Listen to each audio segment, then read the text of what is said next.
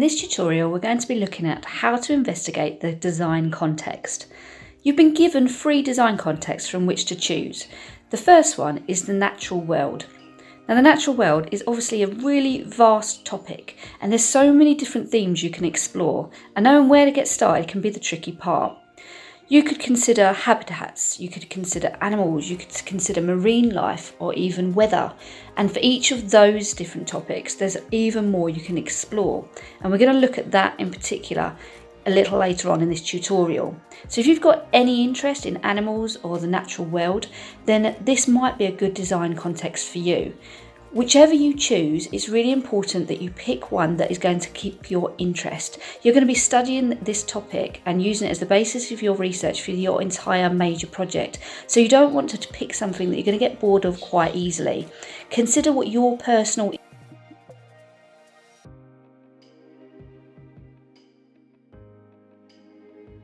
If you're really not sure which design context would fit you best, the next 2 are probably going to be the ones easiest to find an option for. And by that I mean, when we look at fictional stories, consider a film or a book that you really enjoy. There's a good chance it will be a fictional story. So you could base your entire project around that particular book or that particular film or set of films. So fictional stories are just a story that's been made up. So they're not based on truth. They could be quite magical, fantastical even. They're just not true stories. So anything that's been written by someone and is made up. Likewise, sci-fi might be a context that grabs your imagination. So again, think of books and films that might link into sci-fi. Are you a Star Wars fan, for example? And this will give you a really good starting point for your design context. Now, how you evidence that you've investigated your design context is entirely up to you. I prefer to create mind maps because it allows me to just think quite freely and add some images in as I work as well, because I might be thinking of some ideas, little images or logos might be popping into my head, and I want to jot them down onto a page whilst I'm thinking about it. Now, it's an easier thing to say than it is to put into practice, but try not to think too far ahead. Don't try to think about what your final cake is going to look like just yet, because you're going to close off your options and you want to keep your ideas as creative and varied as possible at this stage. So at this stage, we're not even thinking about possible designs, we're just thinking about this design context. So I'm exploring the natural world and I'm thinking about all the things that I consider to be areas that I could investigate further linked to the natural world. So the first 2 obvious things that come to mind for me are plants and flowers. So they are part of nature, and then also animals and their habitats. So even between these 2 ideas, there's so much more I could explore. I could consider the Amazon and all the trees and vines that's in there. I could think about English gardens and pond life and water lilies.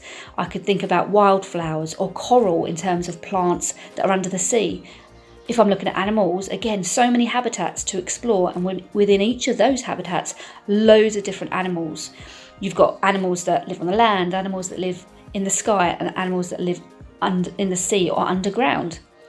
And then from there, you can think about, animal patterns or fur or skin types, scales, for example. All of these different ideas might just seem like a random assortment of thoughts, and in a way they are, but these will give me a really good starting block for when I further investigate my design context and when I'm starting to think about design ideas for my cake. So you can, like I am here, jot down some ideas and images as you go. You could even add things to your mind map.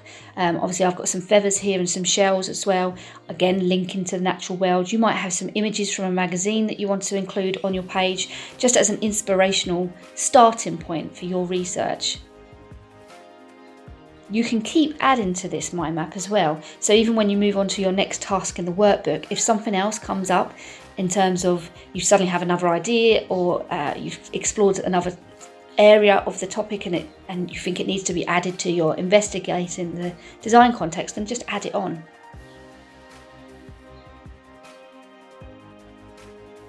Now, with all your work in your major projects, you want to think about the presentation as well. So I'm adding some decorative elements because it's a creative project and I want to show that in every page of work that I submit.